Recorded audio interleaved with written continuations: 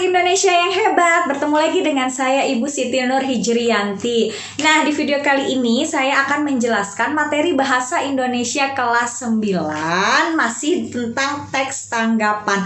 Tapi di video kali ini saya akan menjelaskan struktur dan ciri kebahasaan dari teks tanggapan tersebut.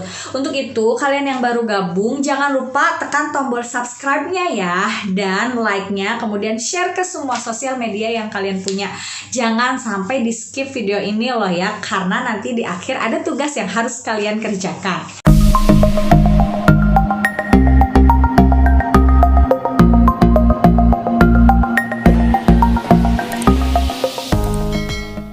Nah, sebelum ke struktur dan ke ciri bahasa dari teks tanggapan, saya akan memberi penjelasan tentang ciri umum dari teks tanggapan itu sendiri.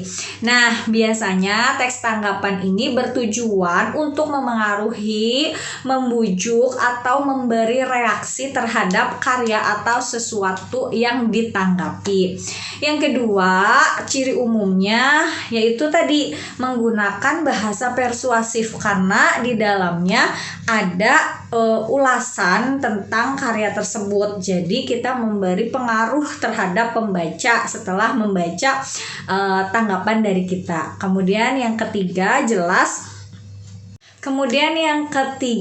harus efektif, penyampaiannya harus efektif, tidak bertele-tele, dan disusun secara logis atau berurutan. Oke, langsung aja kita ke struktur dari teks tanggapan. Nah, struktur teks tanggapan ini ada 3, saya singkat menjadi KDP.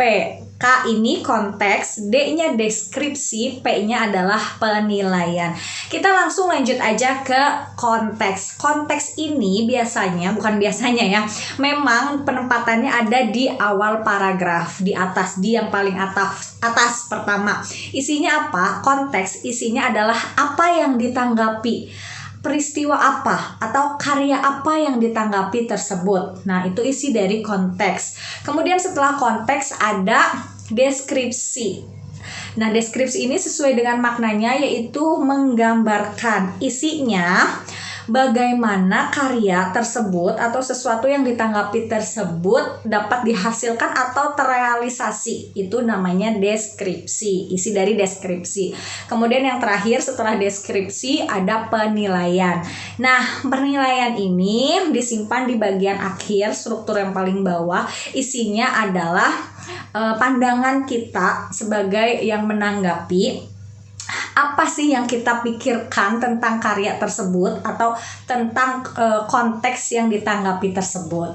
Itu dari penilaian. Oke, sebelum kita ke ciri bahasa dari teks tanggapan, ada hal yang harus kalian perhatikan untuk menanggapi. Kalian harus simak dengan baik ya. Nah, karena ini penting. Yang pertama, menanggapi pujian. Nah, menanggapi pujian ini memiliki cara tersendiri agar memuji itu dengan tepat. Nah, cara memuji dengan tepat itu, yang pertama, kalian harus memuji dengan tulus, tidak bertele-tele. Bagaimana sih memuji dengan tulus?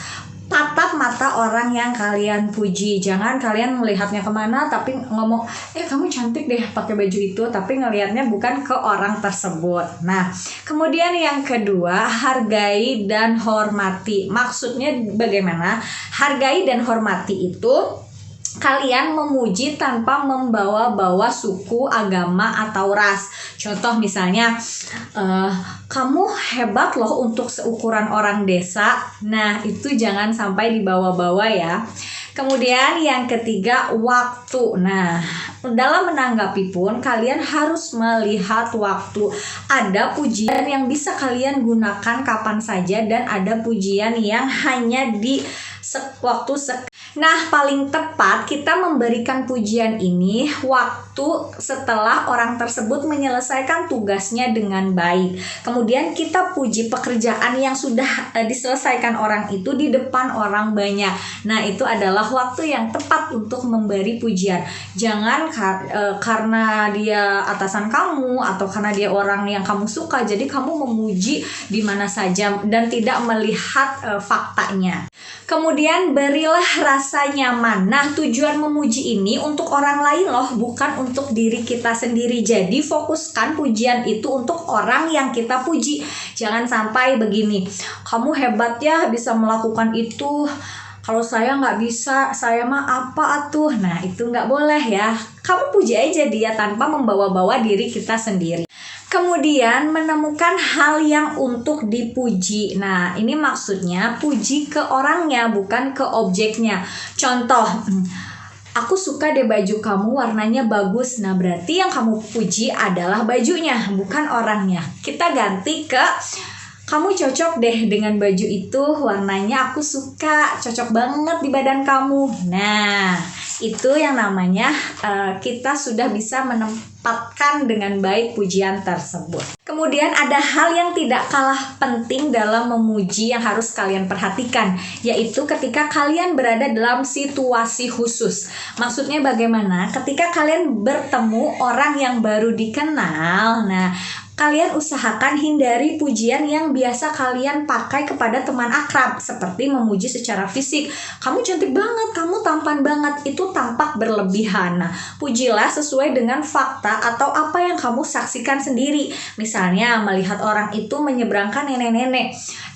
Kamu baik banget ya bisa menyeberangkan nenek itu. Nah, seperti itu.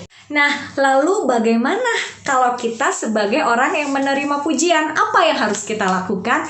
Jelas yang harus kita lakukan adalah mengucapkan terima kasih. Tapi tidak hanya terima kasih, harus ada embel-embel belakangnya ya.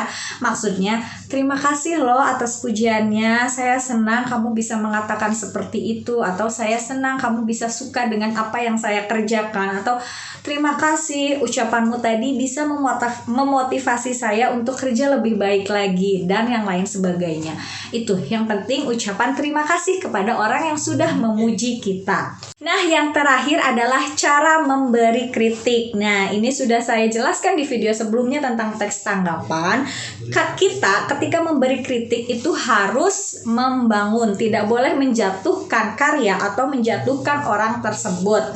Caranya bagaimana? Ya, tadi harus tulus. Nah, mulailah dengan yang positif seperti memuji tadi, memberikan pujiannya dengan tulus dan jujur. Kemudian yang paling penting adalah yang menjadi fokus utama adalah menonjolkan keunggulan atau kelebihannya. Tidak usah kalian ungkit kelemahan atau keburukan dari karya tersebut.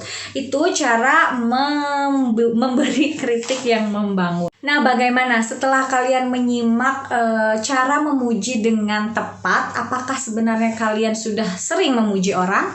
Kapan sih terakhir kalian dipuji? Atau kapan terakhir kalian memuji orang? Kapan terakhir kalian mendapat pujian? Nah, kalian yang jawab sendiri dalam hati ya. Kita lanjut aja langsung ke ciri penggunaan bahasa dari teks tanggapan. Nah, ciri kebahasaan dari teks tanggapan yang pertama adalah harus lugas dan santun.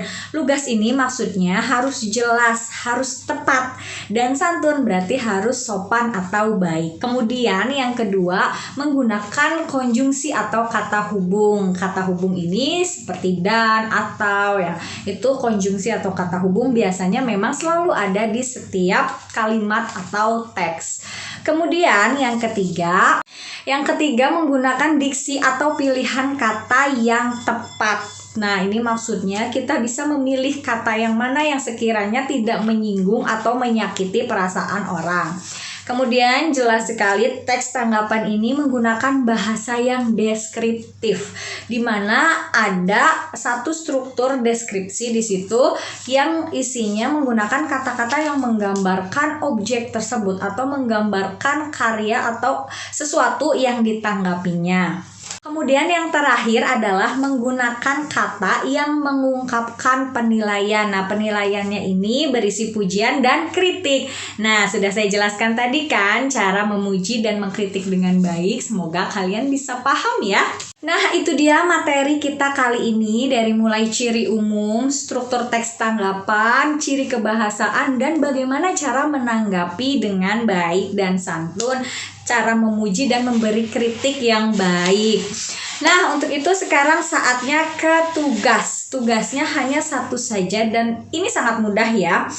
Apa dia? Yaitu silakan kalian cari yang menurut kalian itu adalah teks tanggapan di berbagai sumber, entah itu surat kabar, majalah, internet, bebas. Yang menurut kalian itu adalah teks tanggapan. Kemudian identifikasi struktur dari teks tanggapan yang sudah kalian pilih tadi. Misalnya kalian sudah menemukan teks tanggapan nih. Nah, struktur konteksnya yang mana? Kemudian deskripsi yang mana? Dan penilaian itu yang mana? Kalian tandai teks tersebut yang sudah kalian pilih. Gimana? Mudah kan? Oke, saya cukupkan materi pembelajaran di video kali ini ya. Kalau masih ada yang kurang paham, silakan kalian tinggalkan pesan di kolom komentar. Jangan lupa yang belum subscribe, ditunggu subscribe-nya. Kemudian untuk kalian yang menyukai video ini, silakan beli like-nya. Dan kalau merasa video ini bermanfaat, share ke semua sosial media yang kalian punya. Sampai jumpa di video selanjutnya. Wassalamualaikum.